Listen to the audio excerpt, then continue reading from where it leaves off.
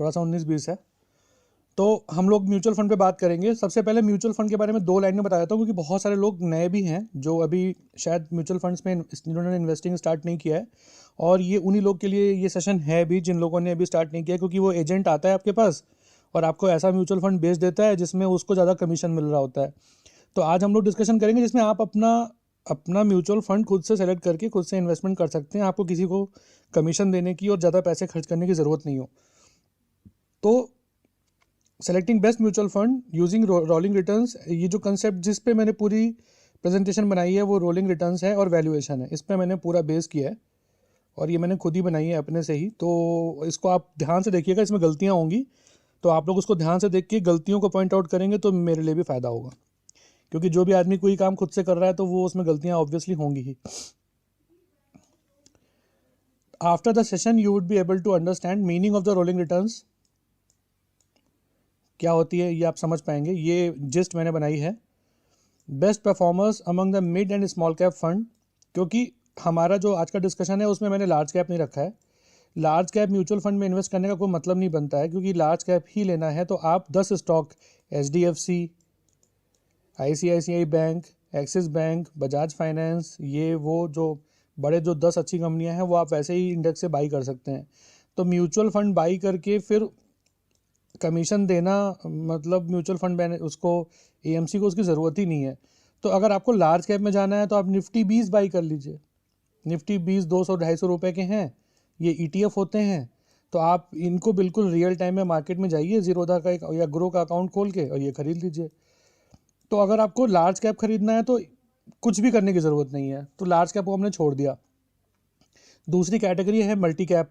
Multi cap को भी हमने छोड़ दिया, हम दोनों में नहीं जा रहे। अब हम जा रहे हैं मिड और स्मॉल कैप में, क्योंकि सबको लग रहा है कि यहाँ पर पैसा ज़्यादा बनता है और बन रहा है, तो हम इसी की बात करेंगे आज। तो इसमें 2 बात हैं, मिड और स्मॉल कैप के फंड और मिड और स्मॉल कैप की कैटेगरी यानी इंडेक्स। दोनों चीज़ें हैं, या तो हम इंडेक्स, क्या हमें इंडेक्स खरीदना चाहिए, इंडेक्स फंड जो पैसिव होते हैं, या हमें एक्टिव फंड्स खरीदने चाहिए। दोनों में अंतर भी मैं बता दे रहा हूँ नए लोगों के लिए, कि जो कुछ फंड्स होते हैं, जैसे हम लोग का कोई फंड है A, अगर वो एक्टिव म्यूचुअल फंड है तो उसमें एक फंड मैनेजर होता है और फंड मैनेजर एक्टिवली स्टॉक को पिक करता है, अलग अलग स्टॉक का वेटेज रहता है और उससे फिर वो जो रिटर्न्स होते हैं उसको एक्स्ट्रा रिटर्न्स या कम रिटर्न्स जनरेट करता है। लेकिन जो इंडेक्स होता है वो एक इंडेक्स बना दिया किसी ने, जैसे निप्पॉन कह रहा हूँ, जैसे small cap 100, Nifty small cap 100 कोई इंडेक्स ले लिया, तो उस इंडेक्स में पहले से ही तय रहता है कि किस स्टॉक का कितना वेटेज है। तो जब आप उसमें इंडेक्स में इन्वेस्ट करते हैं तो आप सीधे सीधे उसी वेटेज में उसी प्रपोर्शन में इन्वेस्ट कर देते हैं। तो ये हम देखेंगे कि मिड और स्मॉल कैप में एक्टिव फंड्स और इंडेक्स फंड्स में क्या अंतर है। उसके बाद वैल्यूएशन देखेंगे म्यूचुअल फंड्स का, जो जनरली हम लोग जब डिस्कशन करते हैं यूट्यूब पे आप देखेंगे जितने भी वीडियोज़ हैं उसमें जो है वैल्यूएशन वगैरह की बात नहीं होती है, वही सार्टिनो रेशियो, फलाना रेशियो, उसी सब की बात होती रहती है। उसके बाद है बियॉन्ड पास्ट रिटर्न्स और हिस्टोरिकल डेटा, वो तो पास्ट हो गया। अब जो फ्यूचर में आएगा, जैसे अभी मनीष ने बहुत सही बात की कि भाई उस 5 साल में ही रिटर्न दे दिए थे उस फंड ने, बाद में उसने अंडर परफॉर्म किया। और finally you will be better place to choose your fund strategy and fund. तो कम से कम आपके दिमाग में एक मोटा मोटा खाका बनेगा आज। उसके बाद आप एक सवाल भी पूछ पाएंगे और आप नए आर्टिकल्स जो पढ़ते हैं उनको आप अप्रिशिएट भी कर पाएंगे। सबसे पहले रोलिंग रिटर्न्स क्या होता है। तो रोलिंग रिटर्न्स का मतलब ये होता है कि जैसे मान लीजिए कि 1 2 3 4 5 6 7 8 9 10 11 12, तो ये पूरा एक साल है, जनवरी से दिसंबर तक का 2016 का ये एक साल है।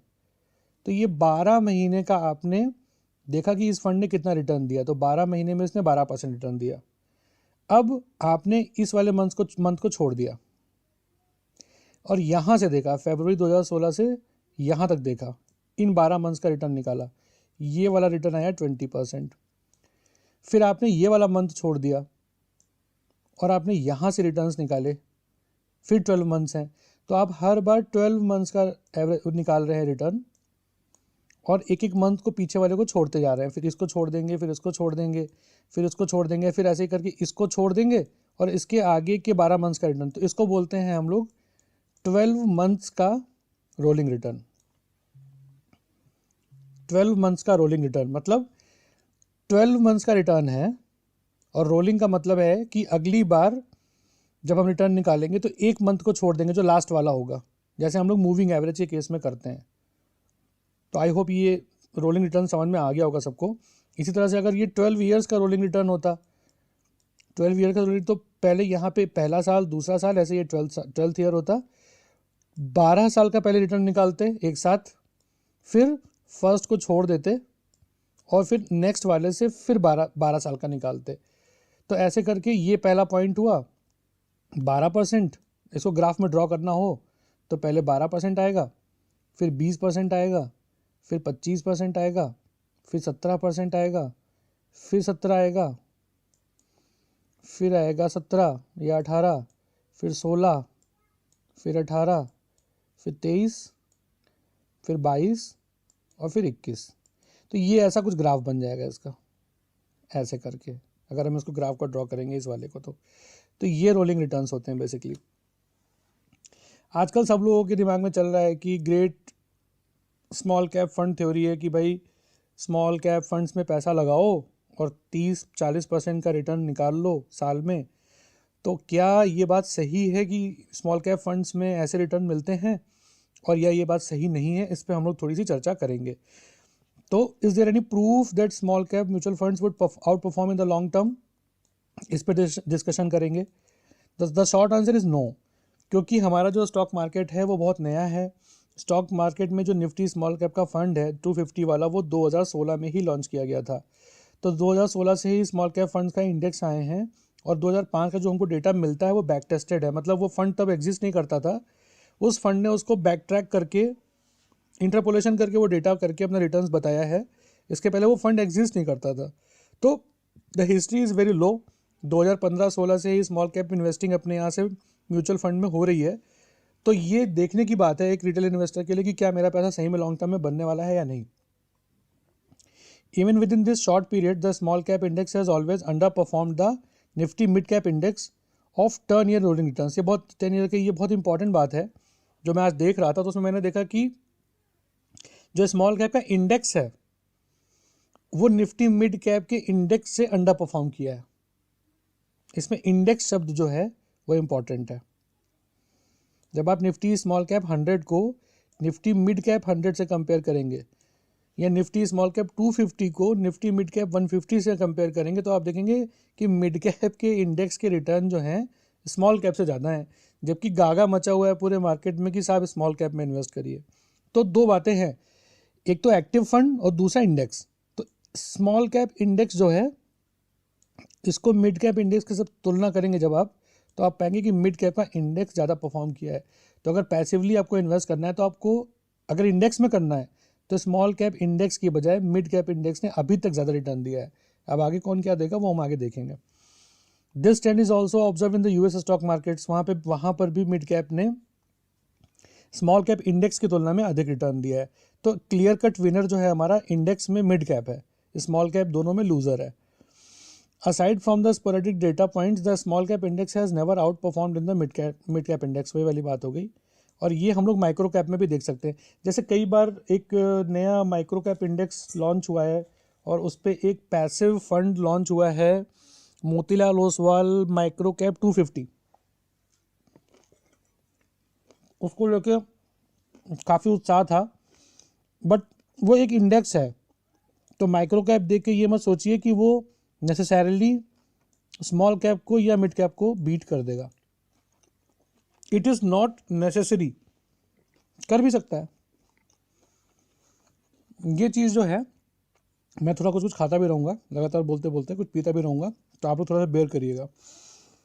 तो ये जो है, इसमें जो ग्रीन लाइन है वो निफ्टी स्मॉल कैप है, ये वाली। जो रेड लाइन है वो हमारी निफ्टी मिड कैप है, ये वाली, या पिंक लाइन है। और ये येलो वाला जो है हमारा निफ्टी 50 है, निफ्टी नेक्स्ट 50 है। तो क्लियर कट 2012 ये लोग यहाँ पे आए हैं ये फंड्स, फिर over the period of time they have out performed. मतलब मिड कैप ने, जो ये पिंक वाला ये मिड कैप है, इसने आउट परफॉर्म किया है इन दोनों को, स्मॉल कैप को और निफ्टी नेक्स्ट 50 को। यहाँ तक आप लोगों को कुछ पूछना हो तो बताइए।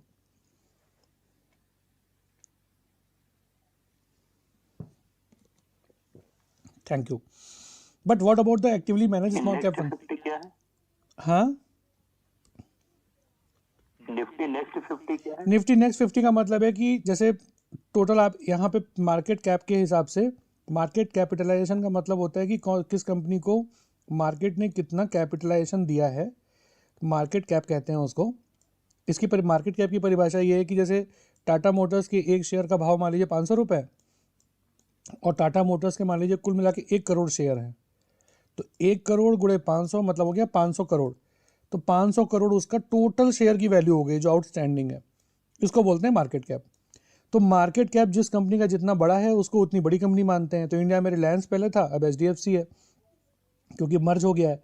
तो 1 नंबर की कंपनी वो हो गई, और 100 नंबर की कंपनी जो 100वें नंबर पे है रैंकिंग के हिसाब से, ऐसे कर लिया हमने। तो फर्स्ट 50 का जो इंडेक्स बनाया है, केवल उसमें मार्केट कैप ही एक क्राइटेरिया नहीं होता है, उसमें सभी सेक्टर का रिप्रेजेंटेशन देखते हैं कि भाई हर तरह की कंपनी हो, वरना एक ही तरह की सारी कंपनियां हो जाएंगी। तो निफ्टी 50 ये है, और निफ्टी नेक्स्ट 50 ये है, 50 से लेकर 100। तो एक तरह, हाँ, एक तरह से नेक्स्ट जो बड़ी कंपनियां हैं भारत की 50 वो हैं, but not necessarily market cap is the criteria, उसमें सेक्टर रिप्रेजेंटेशन भी देखते हैं। जैसे माइनिंग में इसमें वेदांता उन्होंने डाल रखा है, इसमें वेदांता भी पड़ी हुई है। अगर केवल मार्केट कैप देखते तो वेदांता नहीं आती, या और छोटी कंपनियां भी, मतलब मैं उसमें नहीं जा रहा हूँ। तो ठीक है, मतलब ये होता है निफ्टी नेक्स्ट 50 यही है। ठीक है, आगे चलते हैं। What about actively manage small cap funds? Would they surely and easily beat the small cap index? अब हम वहाँ तक तो पहुँच गए कि स्मॉल कैप का जो इंडेक्स है वो मिड कैप के इंडेक्स से कम परफॉर्म किया है, ये हम लोगों ने देख लिया। ये गैप बढ़ता ही जा रहा है। ये हमारा जो पिंक वाला है ये मिड कैप का इंडेक्स है, और जो हमारा ग्रीन वाला है ये गैप नहीं बढ़ता जा रहा है, वैसे ये भी फॉलो कर रहा है। हम लोग चाहेंगे तो उसको भी अपने जीरोधा वाले में भी चार्ट पे भी देख लेंगे, वो खोल करके कैंडल स्टिक चार्ट भी देख लेंगे। लेकिन ये इससे अंडर परफॉर्म कर रहा है। लेकिन क्या एक्टिवली मैनेज्ड जो स्मॉल कैप इंडेक्स है वो मतलब जो actively managed small cap funds हैं उनका क्या, वो अपने अपने इंडेक्स से पीछे रहते हैं कि आगे रहते हैं? Although most actively managed small cap funds outperform the small cap index, लेकिन half of or less than half of the funds in this category consistently beat the mid cap index। तो मतलब ये कहना चाह रहे हैं कि जो हमारे actively manage small cap funds हैं वो स्मॉल कैप इंडेक्स से तो अच्छा परफॉर्म करते ही हैं, लेकिन वो केवल मिड कैप इंडेक्स को केवल आधे ही बीट कर पाए हैं। जो मिड कैप इंडेक्स है वो आधे small cap actively manage funds को भी बीट कर देता है, और इंडेक्स में इन्वेस्ट करने पे खर्चा कम लगता है। मैं फिर से वही बात कह रहा हूँ कि अगर मैं मिड कैप इंडेक्स में लगा दूँ पैसा, इंडेक्स फंड में, मिड कैप वाले में, और वो स्मॉल कैप के म्यूचुअल फंड से एक्टिवली मैनेज जो म्यूचुअल फंड है स्मॉल कैप के, जैसे निप्पॉन स्मॉल कैप है या ये है या वो है, अगर उसके बराबर ही रिटर्न दे रहा है तो मिड कैप इंडेक्स में तो मेरा एक्सपेंस रेशियो कम लगेगा, क्योंकि ये एक्टिवली मैनेज है ही नहीं। जो एक्टिवली मैनेज फंड्स होते हैं जिसमें फंड मैनेजर होता है वो भी कमीशन लेता है। तो क्या मैं मिड कैप के इंडेक्स में पैसा डाल दूं क्या सीधे सीधे, किसी चक्कर में ना पड़ते हुए? वो डिस्कशन हम लोग कर रहे हैं। Then there are arguments like x और y small cap fund has done extremely well. फिर लोग कहते हैं कि यार देखो ये वाला जो है स्मॉल कैप फंड ये सबसे अच्छा है, इसने 5 साल में अच्छा रिटर्न दिया है। तो सवाल ये है कि मिड कैप के इंडेक्स में डालें कि स्मॉल कैप के एक्टिवली मैनेज्ड फंड में डालें, और अगर डालें तो फिर एक्स में डालें कि वाई में डालें? तो हम लोग यहाँ फंड स्पेसिफिक बातचीत नहीं करेंगे, वो तो आप खुद ही डिसाइड कर लोगे। हम लोग यहाँ कोई फंड बेचने तो नहीं बैठे हैं, क्योंकि हम लोग तो आपस में एक एकेडमिक डिस्कशन कर रहे हैं। लेकिन मछली पकड़ना समझ में आ जाएगा तो आदमी मछली पकड़ ही लेगा। These are subjective to at least 2 biases. ये सब बातें होती हैं कि इसने रिटर्न दिया उसने रिटर्न दिया, तो एक तो सर्वाइवरशिप बायस है कि मतलब वो फंड सर्वाइव कर गया है, सर्वाइवरशिप बायस। दूसरा हाइंडसाइट बायस है कि भाई हिस्ट्री में पास्ट में जैसा रिटर्न आया है तो उसके आधार पे हम बोलते हैं। लेकिन हो सकता है कि आगे आने वाले टाइम में, जैसे आज वाले एग्जांपल में हमने देखा कि ICICI मल्टी एसेट फंड ने 5 साल में अच्छे रिटर्न दिए, बाद में उसने 100 रिटर्न ही दिए। तो आपको पता नहीं होता कि कौन सा फंड आगे रिटर्न देगा। अब the $1 million question is why should I pay an active small fund only for it to underperform a mid cap index when I can invest in the mid cap index at a much smaller fees और Nifty next 50 index. ये कह रहे हैं कि ये हम क्यों करें, क्वेश्चन ये है। मतलब स्मॉल कैप फंड में इन्वेस्ट करना भी है कि नहीं करना है, सीधे सीधे मिड कैप इंडेक्स फंड खरीद लें कोई और उसमें पैसा अपना पैसे भी इन्वेस्ट कर दें। क्वेश्चन ये है। और एक तो बात पक्की हो गई कि we could argue that the small cap category is over just 5 years old. ये तो बात पक्की है। और इतना पक्का है कि नॉट इनफ हिस्ट्री एंड मतलब historical data is not enough available to claim that small cap mutual fund will beat all other categories over the longer term. ये तो पक्का है, दे भी सकता है, मतलब small cap mutual fund long term पे अच्छे रिटर्न्स दे भी सकता है, बट आप ये डेटा के आधार पे नहीं कह सकते हैं। इतना डेटा अवेलेबल ही नहीं है 5 साल का, 5 साल के अलावा, 7 साल के अलावा। तो ऐसा नहीं है कि जिस तरह का म्यूचुअल फंड में स्मॉल कैप अभी रिटर्न दे रहा है, ये श्योर है कि ये कैटेगरी पूरी एज अ कैटेगरी बीट करेगी मिड कैप को या लार्ज कैप को या मल्टी कैप को। ऐसा कह नहीं सकते, उतना डेटा नहीं है अपने पास। अब हम लोग क्या कर सकते हैं, we can compare small cap index with mid cap index. अब यहाँ पे दोनों इंडेक्स हैं। इंडेक्स में क्या होता है, सब कंपनियों को एक कोई ना कोई इंडेक्स बना के, जैसे निफ्टी 50 है या सेंसेक्स है, तो उसमें कुछ कंपनियों को बना देते हैं और उसमें सबका वेटेज पहले से तय रहता है, मतलब फंड मैनेजर चेंज नहीं कर सकता। तो इन दोनों में अगर हम देखेंगे तो outrightly small cap index is a loser. Index की बात करेंगे तो mid cap index is a winner. तो यहाँ तो ये क्लियर कट हो गया। फिर compare active small cap funds with small cap index. तो यहाँ पे भी क्लियर कट है कि small cap index is a loser, active small cap funds are winner. अगर एक्टिव स्मॉल कैप फंड है तो that has out performed always small cap index, क्योंकि सबसे पिटा पिटाया स्मॉल कैप इंडेक्स है। तो अभी तक स्मॉल कैप इंडेक्स जो है सबसे नीचे हो जाएगा, स्मॉल कैप इंडेक्स, और ये दोनों इसके ऊपर हैं, स्मॉल कैप म्यूचुअल फंड और मिड कैप इंडेक्स, ये दोनों इसके ऊपर है। अब इन दोनों में कौन ऊपर है ये हमें नहीं पता। फिर compare active small cap funds with mid cap index. तो इनमें 50-50 है, कभी स्मॉल कैप फंड्स ऊपर चले जाते हैं, कभी मिड कैप इंडेक्स ऊपर चला जाता है। ये वाला स्मॉल कैप फंड और मिड कैप इंडेक्स, तो ये दोनों कभी ये परफॉर्म करेगा, कोई सा ये करेगा, बट इसकी फीस कम है लॉन्ग टर्म पे, और जब लॉन्ग टर्म पे कंपाउंड होता है 1% तो बहुत बड़ा हो जाता है। चौथा क्या है, एक्टिव स्मॉल कैप फंड और एक्टिव मिड कैप फंड। ये हमारा पूरा डिस्कशन का एक्चुअल डोमेन है, और ये डिस्कशन आज नहीं खत्म होगा, मतलब ऐसा नहीं है कि ये इस प्रेजेंटेशन में ख़त्म हो जाएगा। कुछ डेटा मैंने डाला है, कुछ क्वेश्चंस उठाए हैं, कुछ क्वेश्चंस आप लोग भी उठाएंगे, और इस पर डिस्कशन हम लोग का चलता रहेगा। तो वी विल फाइनली डिसाइड कि किस टाइम पीरियड में कौन सा फंड अच्छा रिटर्न दे रहा है और कहाँ पे हम अपने पैसे को पार्क कर सकते हैं। ये तो यहाँ तक की बात हुई। तो मैंने पहले आपको कंफ्यूज करने का काम किया है पूरा। अब आप लोग पूरी तरीके से कंफ्यूज हो चुके हैं कि स्मॉल कैप इंडेक्स अच्छा है, कि स्मॉल मिड कैप इंडेक्स अच्छा है, कि स्मॉल कैप फंड अच्छा है, कि मिड कैप फंड अच्छा है। तो मेरा काम आधा हो गया है कन्फ्यूजन के बाद। अब हम जाते हैं सॉल्यूशन पे। तो अब आप वैल्यूएशंस देखिए, ये है वैल्यूएशन हमारे लार्ज कैप के बीएसई के, मतलब ये हमारा सेंसेक्स है। आप इसका वैल्यूएशन देखिए 2015 से लेकर के 2023 तक का। तो 2015 में देखिए अप्रैल में 19 था। पी रेशियो, जो लोग नए हैं उनके लिए, मतलब पी रेशियो का मतलब हुआ कि ये जितना कम होगा पी रेशियो उतना ही सस्ता फंड माना जाएगा। जैसे हम लोग जूते चप्पल खरीदने जाते हैं, तो सेम अगर ब्रांड सेम है तो जिस दुकान में हमको सस्ता मिल रहा है, तो यहाँ पे 19 रुपये मतलब ये अच्छा है, 22 मतलब महंगा है, जितना महंगा होता जाएगा। 28 महंगा है तो उसको रेड कर दिया है। बाकी पी की डिफिनेशन क्या है वो तो हम डिस्कस बाद में भी कर लेंगे। 33 महंगा, इसको रेड कर दिया। तो देखिए वैल्यूएशन 19 है, 22 है, 23 है, 28 है, 22 है, जो भी एक रेंज में है। मतलब ये है हमारा लार्ज कैप, यानी कि हमारा सेंसेक्स। ये है फिर मिड कैप, मिड कैप के वैल्यूएशंस भी देखिए 25 है, 26 है, 31 है, 30, 38, कहीं कहीं स्पाइक्स हैं, अदरवाइज एक रेंज में है, 20 से लेके 30 के बीच में है। अब यहाँ पे एक ट्रेंड है स्मॉल कैप में। स्मॉल कैप का पी देखिए कितना हाई था 2016 में, जब ये लॉन्च हो रहा है हमारा इंडेक्स, और वहाँ से देखिए 42, 69, ये वो मतलब बहुत ही एरेटिक भी है। फिर यहाँ से एक ट्रेंड दिख रहा है आपको, दिस इज लाइक 2022 से ही, मतलब 39 से ही दिख रहा है ट्रेंड। बहुत सारा काम कैश में भी करती हैं, तो वो चीज़ें सेटल हो रही हैं, और अब इनका जो पी है वो काफ़ी रेंज में आ रहा है।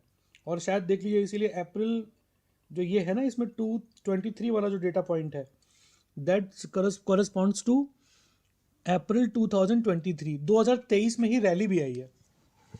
तो मैं ऐसे ही देख रहा था इसको, तो मैंने मतलब क्यूरियस कोरिलेशन फाइंड आउट किया कि भाई ये ऐसा भी नहीं है कि मतलब जो पैसा जाना शुरू हुआ है इंडियन इक्विटीज़ का स्मॉल कैप में, ये कोई कोइंसिडेंस भी नहीं है। देखिए अप्रैल 2023 से ही मार्च 2023 से भागा भी है, वो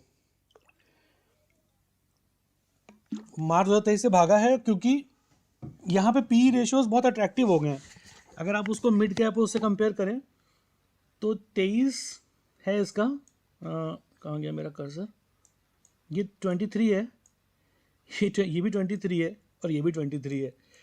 तो जब लार्ज कैप, मिड कैप और स्मॉल कैप तीनों में ही वैल्यूएशन सेम हो जाएगा, तो ऑब्वियसली फंड मैनेजर जो है या फिर जो इन्वेस्टर है उसका पैसा स्मॉल कैप में जाएगा, बिकॉज वहाँ पर बहुत स्कोप है मल्टीप्लाई करने का। तो जब तक पी, मतलब मेरी थीसिस है ये, I may be wrong also because I have the right to be wrong, मेरी थीसिस ये है कि जब तक इसका पी ठीक रहेगा, सब लोग कह रहे हैं कि ये बहुत भाग गया, बहुत भाग गया, बहुत अब गिर जाएगा, वह ये हो जाएगा, गिरे विरेगा नहीं। जब तक इसका पी ठीक है, इसके वैल्यूएशंस ठीक हैं स्मॉल कैप के, तब तक ये मिड कैप को आउट परफॉर्म करेगा। क्यों? क्योंकि मिड कैप पहले ही परफॉर्म कर चुका है। और इसी तरीके से आप स्मॉल कैप में भी देखेंगे, जो स्टॉक्स, जो म्यूचुअल फंड बहुत परफॉर्म कर चुके हैं, जब उनका पी बढ़ेगा तो वो थोड़ा थकेंगे, थोड़ा रुकेंगे, और जो आपके पीटे पिटाए जो बैठे हुए हैं स्मॉल कैप हैं लेकिन उनका पी कम है, फिर वो चलना चालू होंगे। तो ये थीसिस टोटली है। कंक्लूजन ये है कि small cap index funds are a definite no. Small cap में इंडेक्स में पैसा नहीं लगाना है, इंडेक्स। वैसे ही आप लोगों ने, कई लोगों ने माइक्रो कैप के इंडेक्स में पैसा लगाया होगा। वही जो मैंने बोला था, Motilal Oswal micro cap index 250 एक फंड आया है, पैसिव फंड, वो देख लीजिएगा आप लोग कि क्या रिटर्न्स वो दे रहा है, मतलब इंडेक्स। तो मेरी जो सलाह है वो जो नहीं करना है वो मुझे पता है, करना क्या है वो मुझे नहीं पता, कि स्मॉल कैप के इंडेक्स में पैसा मत लगाइए। लगाना है तो फिर मिड कैप के इंडेक्स में लगा सकते हैं as compared to the small cap index. फिर मिड कैप इंडेक्स में लगाना कोई दिक्कत की बात नहीं है, लेकिन इसमें एक ट्रैकिंग एरर का इशू होता है। मतलब कि इंडेक्स ही है तो इंडेक्स में ट्रैकिंग एरर का इशू है, क्योंकि इसमें सब कंपनियां जो हैं छोटी कंपनियां हैं। स्मॉल कैप इंडेक्स में भी ट्रैकिंग एरर का इशू है।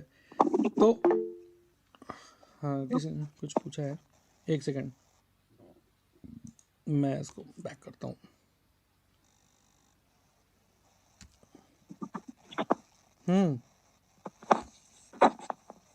पूछिए, किसी ने कुछ पूछा है क्वेश्चन? अच्छा, किसी ने कुछ नहीं पूछा है, ओके। फिर राइट मिक्स ऑफ, विष्णु ने हैंड रेज किया था। विष्णु भाई पूछिए ना।